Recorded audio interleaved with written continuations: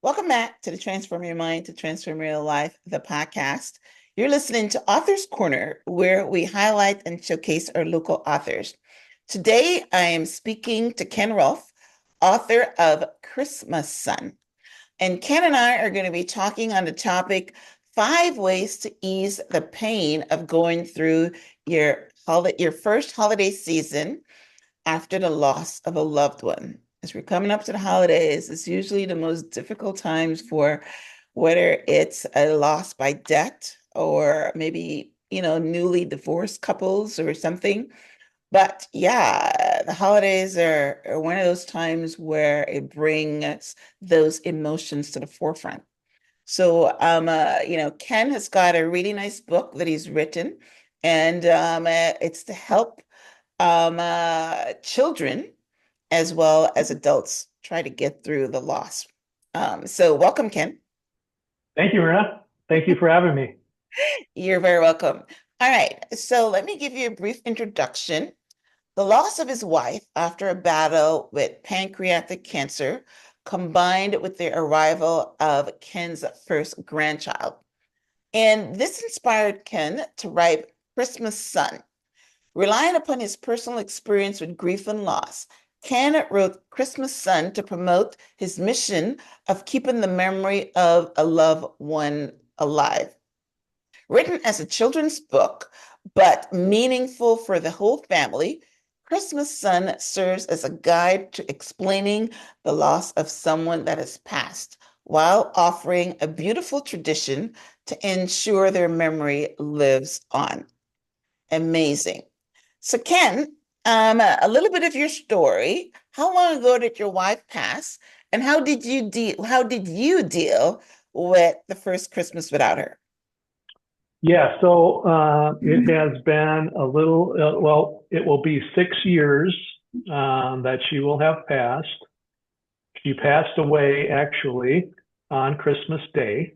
You're kidding me. I am not Wow. kidding you. Yeah. And so our real first Christmas without her was the anniversary of that, the first year after, right? Unfortunately, we were in hospice care on Christmas, the day that she passed.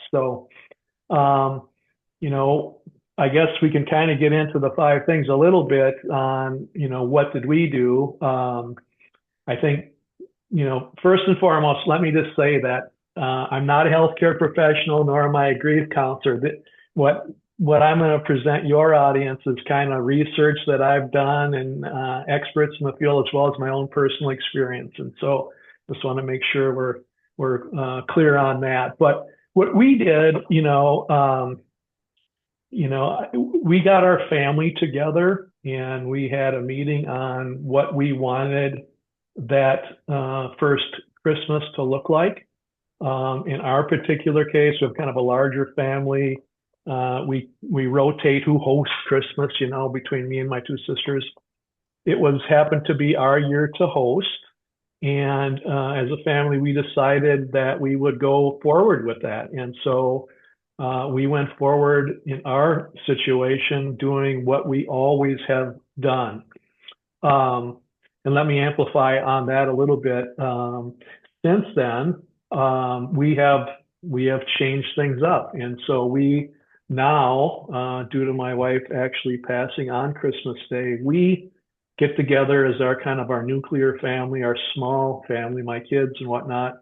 We kind of escape and go to the cabin a couple of weeks ahead of Christmas so that we can have maybe a more joyous celebration because Christmas Day for us is a little bit melancholy. Wow. Wow. Wow.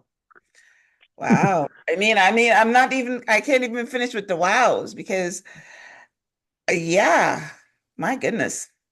So I'm feeling for you. I'm almost speechless because normally, yeah, Christmas is the time where you get those special feelings, because Yes. as a kid, you get those special feeling, it's excitement, but now it is melancholy. Yes. Wow. Yes. So, okay. Well, as you were speaking, I was remembering, I was interviewing a guest one day, and she said that she and her husband was on the way to pick up her son at the airport for his 18th birthday. And her husband decided before he went to the airport to take a swim in the lake, something he's done every day. But this particular day, he drowned. And Mm, he actually drowned on his son's birthday. And she was saying that that was such a horrible thing because now this kid would never have a birthday again.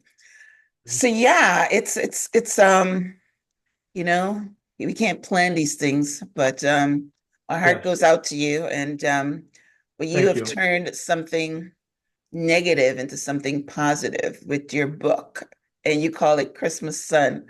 So that is amazing. That is beautiful. Um, so if you were to help someone along the way that Yes. maybe they weren't as brutal as yours of being having a spouse that passed along on a Christmas day of itself, but they're alone because they don't have their significant Yes. others. Maybe you can run through five quick things that they can do to help them along. Yes, I think first thing is that everybody wants a cookie cutter solution, but we're not cookies. So, there's no one way to grieve, kind of understand that. And that's particularly true around the holidays. Grief is not a linear path that follows step A, step B, step C. And it might come and go for each person in your family. It might, different parts of the grief process might occur at different points. So just recognize that. I think that's one thing. Part two, then, I think, is that it's kind of like put on your oxygen mask, like when we get on an airplane, it's that old saying, take care of yourself before you take care of others. So, and I think we all know what that means, staying hydrated, getting enough sleep, exercise, all those sorts of things, but make sure you kind of try to stay at your best so that you can serve those around you to your best. Point three, I think I talked about a little bit, and that is kind of having this family meeting, let everybody, share what they want. Um, your daughter may say, I want to decorate the house just like mom always did. And your son might say, I don't want to do the lasagna dinner like mom did. That would make me too sad. And so just kind of hear everybody out and Hmm. then try to recognize what's in their heart and what they want to accomplish with the holidays. And then, kind of come up with your plan. But one thing I will say, and I think this is an important part, is don't let other people determine how you should be feeling or what you should be doing or what you should not be doing. I think that's a decision that is unique to each person, to each family. So you gather your best information, you make the best decision at that time that you might have, and then give yourself grace to, think about that or look at that after the holidays ends and say, well, is what we decided to do the right thing to do, or should we change that? And like I mentioned, we did have this celebration we celebrate Christmas Eve with our big family in that first year, but then we've since changed that, and we find that that's a better.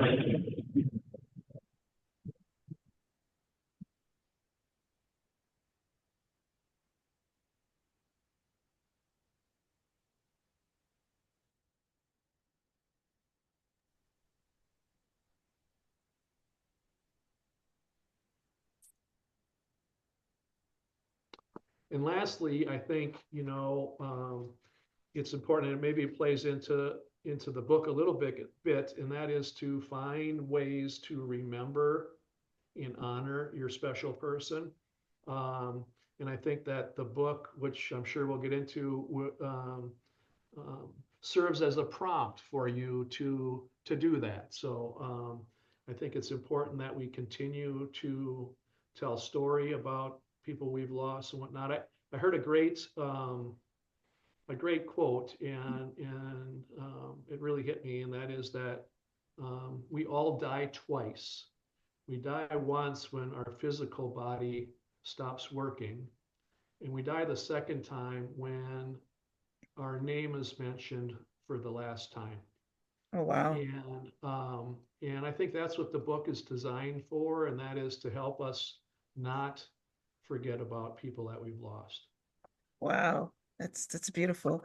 Well, the immediate family never really forgets you.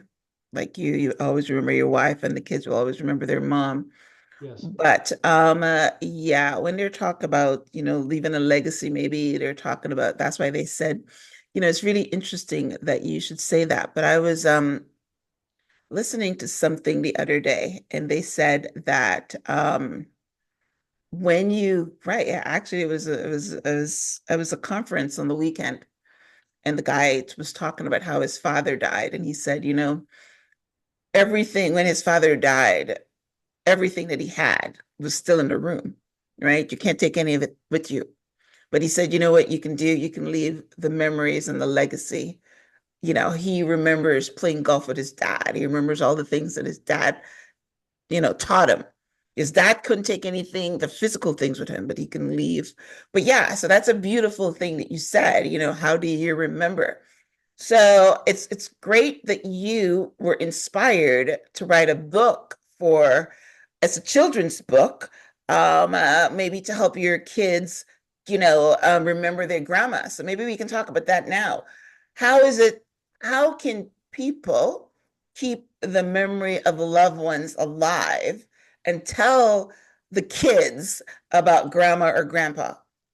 Yeah, I mean, in our particular case, my wife had been gone for 5 years, and my daughter and her husband came over and announced that they were having our first family grandchild. So, Mhm. we obviously were all thrilled for them. We were having a new baby in our family, but um, when they left, I became, pretty emotional that my wife would have been a great grandmother, by the way, who she Yeah. wouldn't be there for our grandchildren. And so it just struck me that we were not the only ones in that situation. And I just felt, this wasn't a commercial endeavor at all. This was kind of just I felt that it was me writing for my grandson. And so I thought it was important that we let him know. There'll be others, I hope, but let him know that Mhm. he had a grandma, who she was, a little bit about her in the book, and to make sure that we recognized that and kept her memory alive. Oh, it's beautiful. I see that, it's bringing back memories of your wife, and what she's missing. So, in my family, we would tell stories. Is there a better way to do it? I mean, in your book, what do you focus on? Do you focus on, like stories that your wife would do, or did you focus on who she Yeah, was? What did you focus on? yeah, I think that, I guess, primarily what I focused on is just some attributes that she had. So it's a polar bear family, and Grandpa Polar Bear and Mother Polar Bear explain about Grandma Bear, and Mm, the one message is that I think my wife always uh, she had a great knack of always asking questions of others when she was with them, and then had this beautiful memory to remember what you told her. And so that the next mm, time that she saw you, she would say, "Oh, how's your son who went off to college? How's he doing? And how's your new job?" mhm, Whatever it was. And so try to bring that message alive is always to kind of, you know, worry more about others and how they're feeling and care for them, and mhm. um, other types of attributes of just being a good person. And then, of course, in the story, we Grandma Bear leaves behind an ornament along with a letter that's kind of a touching letter for Little Bear.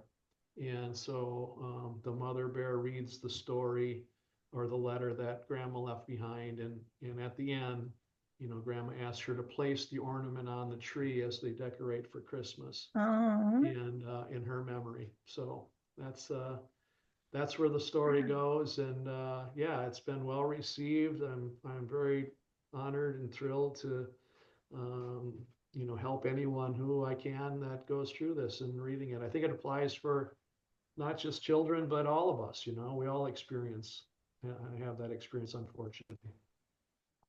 yeah. So where did you come up with the polar bear idea? 'Cause that's unique. I know you didn't have any polar bears.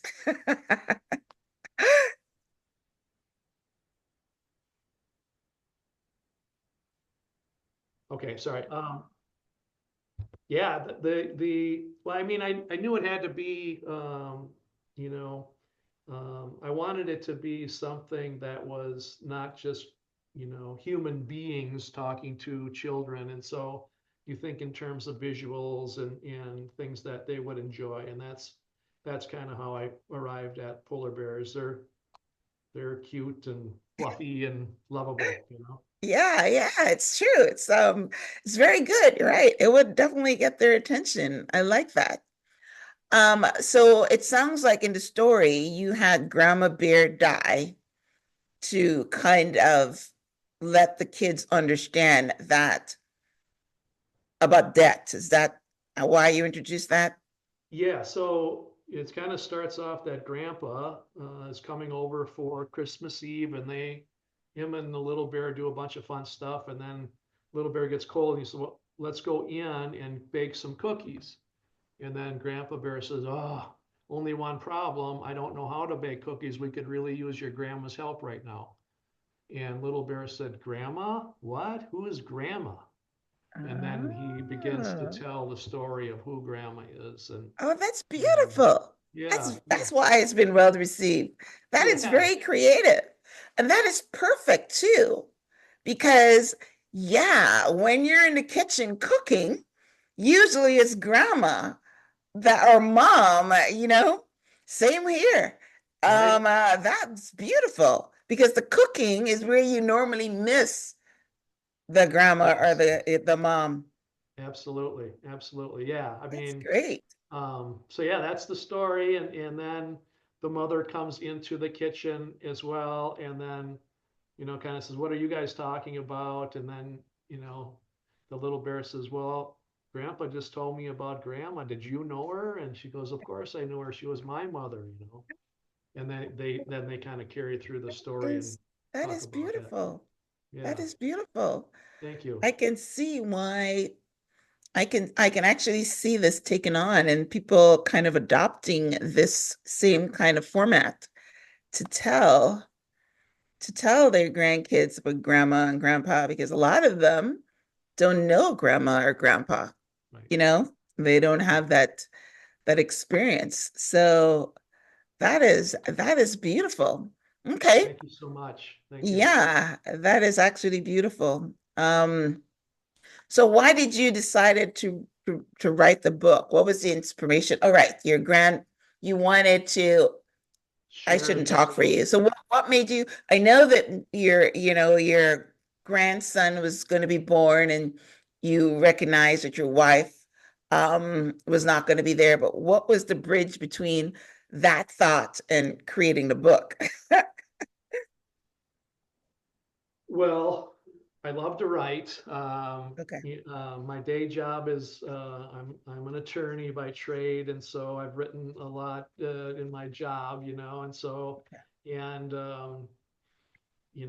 I love to be creative and those sorts of things. So it just kind of all came together. It's interesting that once I kind of generally mapped out the story, I think it probably was written in 2 nights. It just Oh kind of wow. came out of my heart, and It's poured. we've edited it and all that since then, but the heart of the story came out in 2 nights. That's So beautiful. yeah, That's called inspiration. I love it. I absolutely love it. So, yeah, so you wrote it and the full name of the book is called Christmas Sun, A Beautiful Tradition to Remember Grandma. That is beautiful. All right. So obviously it's if you're talking about polar bears, it's illustrated with lots of pictures and beautiful things. Right. Okay. Yes, absolutely. Yes. Yeah, I love that. All right. So tell us where, they can pick up a copy of the book. If you have like a website as well, and if you're on social media so that, people can connect with you. It's Yeah, beautiful. so I have a website and I'll spell it because my name is kind of odd. So it's Ken, Ken, Rolf, Roh, as in Henry, L as in Larry, F as in Frank, kenrolfbooks.com. So you can link to buying the book through that. The book also offers an ornament that is the ornament of the book, so you can find that on my website as well. You can also find it under Christmas Sun on Amazon, barnesandnoble.com, and uh, social media, it's just look up Ken Rolf and you should find me on that as well. Wow, that's beautiful. I have a 2-year-old granddaughter, so I will pick up a copy of your book. Thank you so much. Yeah, no, I think you Yeah, know, it's it impacts this situation impacts more people than we care to think about, yeah, and if I can help one family get through that situation, that's terrific. My vision of this is it kind of becomes like a Christmas box, like it goes in with your ornaments. And mhm. then when you go to decorate for the holidays, you bring it up, maybe you read it, tell a story about your people, and then hang the ornament. That's I the love goal, it. that's the vision. I love it. I love it. Yes, I love it. Yeah, because we have ornaments for the our marriage, and we have ornaments for, and we adopted some kids. So I understand the ornament sentimentality. So yeah, an ornament that represents, either grandma, grandpa, mom, dad, whoever you've lost. It's Absolutely, beautiful. And when absolutely. it's on the tree, that's their memory. I love Yeah, it. and yeah, and then as you see that, day after day, it just brings their memory back to you. So that's the thought. Yeah. Well, Ken, my heart goes out to you for your loss, and my heart goes out to you and your family, that Christmas will never really be the same again because you'll have that memory of your wife dying on Christmas Day. But, you know, hopefully, when you keep the memory alive and you keep what she stood for, you just mentioned the beautiful thing that she always cared about others and always inquired about them and remember made a point to remember when she spoke to you the next time. And that's a beautiful thing. And you incorporate it into the story to, tell maybe kids or even adults that, having great characters and things that people can remember you by, that it's a good way to live. So It is. You're I love correct. it. I love it. All right, guys. Well, listen, as we approach Christmas, I know that many of you have, lost loved ones. So this is a great tradition to, support Ken on his journey by picking up a copy of his book and, giving it to the little ones in your family. It's a great story, and help support him and his family and to get the word on, how you can remember your loved ones. So thank you, Ken, for sharing your story with us. Thank you for, your heart in wanting to help others um, during this time when you're going through and your family are going through at the same time. So yeah, Thank you, Myrna. I will link out to the book which is called Christmas Sun, a beautiful tradition to remember grandma. But if you just type in Christmas Sun, it will come up. And I will also link out to Ken's website so you can, you can pick up the ornament to hang on your tree to represent your loved ones. So it's a Thank you so beautiful much. thing. Thank you for having me today. I appreciate it. And happy holidays and thank you again. You're very welcome. Yes, my heart goes out to you and your family, but I know that you will get through it. Okay. Yes. So happy holidays to you too. All right, Okay. guys. Well, listen, thank you for tuning in to this week's episode of Author's Corner. We were highlighting and showcasing Ken Rohlf, author of Christmas Sun. So happy holidays to everyone and happy New Year. All right. And so thanks again, Ken, for coming on the show. Until next time, namaste. Thank you. You're welcome.